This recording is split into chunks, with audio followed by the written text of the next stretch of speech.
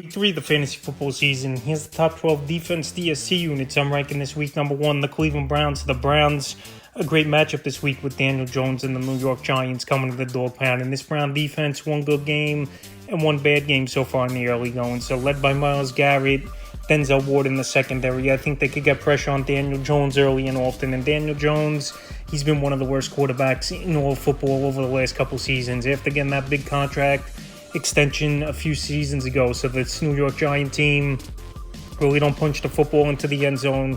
They've settled for a lot of field goals, and they match up for this Cleveland Brown team. I think they go out there and put in another good performance like they did last week versus the Jaguars. Number 2, the New York Jets, Thursday night game here tonight. New York Jets, New England Patriots, division rivals going at it. And we know these games are always close and grinded out type of performances. So this New York Jet defense last week, not a great outing at the Tennessee Titans, where Will Levis actually moved the football a little bit down the field. But New England with Jacoby Brissett at the quarterback position, I think they could get pressure on him early and often. And we know New England, they're not going to get a lot of chunk plays. It's about running the football and playing defense for New England. So I think New York, they'll cause a few turnovers. Home opener, Thursday night, primetime ball game. And we know this Jet defense is one of the best units in the league. Number 3, the Tampa Bay Buccaneers. So this Buc team playing great football the first 2 weeks of the season. And this week, a great matchup with the Broncos coming to town. And Bo Nix, he's been struggling so far in the first 2 games of his NFL career. And not to blame him. He don't really have a lot of weapons on the outside. Pretty much Cortland Sutton, Josh Reynolds, Marvin Mims, and Javonte Williams, the options here for Bo Nix. And that's not much going on over there. So Tampa Bay, their defense last week, a high-powered Lion offense, only had 16 points in Detroit. And I think this week versus Denver, mid-teens, low 20s, and cause a few turnovers and get a few sacks as well. Number 4, Cincinnati Bengals. So this week is a 1-week use streaming option. I like the matchup a lot versus the Commanders. I know Brian Robinson Jr. has been playing good football. I know Jaden Daniels, he's made some electric plays in the early going. But this Cincinnati defense, I think, really going to buckle down in this ball game, go out there and make plays. And we saw last week they did a good job, I thought, for the most part, versus Patrick Mahomes and this Kansas City Chiefs team. And this week, Monday night, second game of the doubleheader, I think Cincinnati goes out there, puts pressure on Daniels early and often. The offense sets the tone, and this defense could start teeing off when they make Washington one-dimensional. Number 5, the San Francisco 49ers this week. A great matchup for the 49ers, I believe, at the Los Angeles Rams, where they're banged up. Cooper Kupp out, Puka Nacua out, obviously multiple weeks with injury, and now they're down to the 3rd, 4th wide receiver, stepping in to that number 1 spot with DeMarcus Robinson, Tyler Johnson, Jordan Whittington, Tutu Atwell, the only receivers left, and unproven guys for the most part for this Ram team. And we also know their offensive line isn't all that great. So I think San Francisco, after losing an upset ball game in Minnesota, going to Los Angeles versus their division rival, and they control the line of scrimmage in this game. They get pressure on Matthew Stafford, and they go out there and make plays. Number 6, the Las Vegas Raiders, another team that's a 1-week stream option, and they got a great matchup versus the Carolina Panthers. Bryce Young, they finally removed him as the quarterback of this Panther team, and this Raider defense goes out there, plays a good ball game. Andy Dalton, once you could get a hand on him, he's going to go down. He's not a mobile quarterback, but the one thing with Dalton, he still has a good IQ,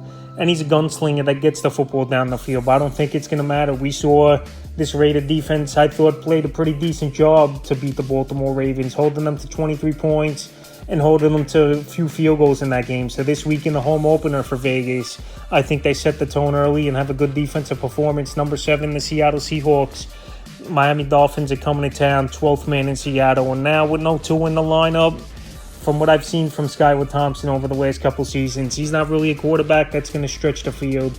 He's not going to make big-time plays. I know they got the great playmakers, Tyreek Hill, Jalen Waddle, Devon Achane out of the backfield. But Skylar Thompson, I don't think he's an accurate quarterback. And obviously, he was a 7th-round pick for a reason, where I thought Miami would have a better backup in the mix than going with Skylar Thompson entering the season, knowing to his concussion problems. So Seattle playing great football in the early going.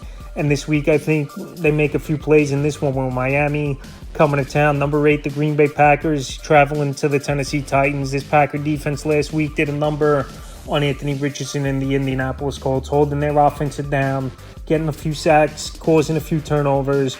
And Will Levis, so far, he hasn't looked good at all besides a couple throws here and there for this Tennessee Titans. Own early, play good defense, get pressure on Will Levis in this ball game. And I think this Green Bay Packer team could do it. They got a decent unit, well-coached team, and they know they got to win these ball games with their defense. Number 9, the Buffalo Bills. So the Bills defense, what a ball game it was for them last week. Pick 6 off of Tua for a touchdown. They got pressure all game in that one was Buffalo. And I know they lost a lot of players in free agency or whatever in the offseason, but this defense, I believe, hasn't missed a step. And Von Miller looks like he's almost back to 100% health as well. So this week with the Jaguars coming to town in the first game of Monday Night Football this week, not much going on in Jacksonville besides ETN and Brian Thomas Jr.